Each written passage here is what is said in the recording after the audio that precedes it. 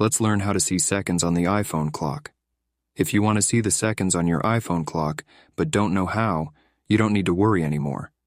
Because after watching this video, you will know how to do it. To be able to see the seconds on your clock, you need to add a widget. Now I will show you how to do it. The first thing you need to do is go to the page where you want to add the widget.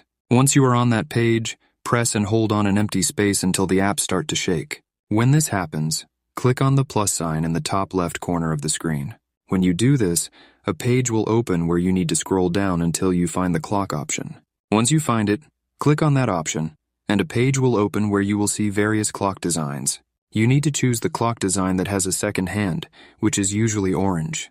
When you find such a design, click on the yellow button that says Add Widget. After that, a page will open where you need to set where you want the clock to be. When you choose, click on the Done option in the top right corner, and that's it. Now you can see the seconds on your iPhone clock. So thanks for watching. See you in the next video.